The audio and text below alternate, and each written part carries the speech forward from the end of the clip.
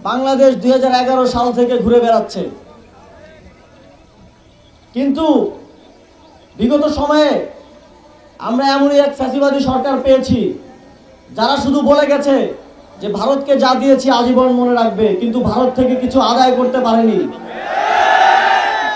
তাদের নতজানু পররাষ্ট্রনীতির কারণে তারা শুধু ভারতে গিয়ে ভারতের প্রধানমন্ত্রীর সাথে ছবি তুলেছে, তিস্তার কথা বলার সাহসটা পর্যন্ত করতে পারেনি।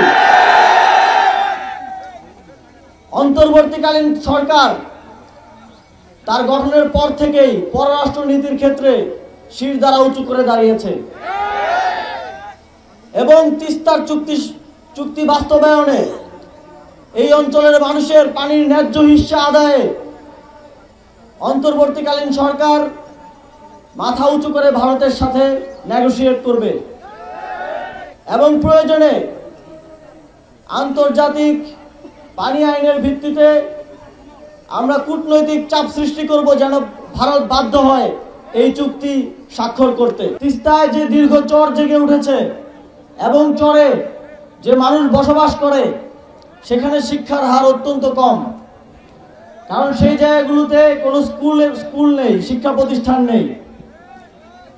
স্থানীয় সরকার পল্লী উন্নয়ন ও সমবায় মন্ত্রণালয় তিস্তার চরে জনসংখ্যা অনুপাতে শিক্ষা প্রতিষ্ঠান নির্মাণের ব্যবস্থা করবে। পীরগাছা থেকে চিলমারি আপনাদের দীর্ঘদিনের দাবি একটি সংযোগ ব্রিজ করার। তখনই আমরা সিদ্ধান্ত নিয়েছি যে সেই ব্রিজটি আমরা করব।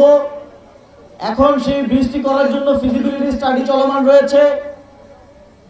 আমি আপনাদেরকে আশ্বস্ত করতে চাই, অন্তর্বর্তীকালীন সরকারের সময়ে সেই ব্রিজের কাজের উদ্বোধনটা আমরা করে দিয়ে যেতে চাই।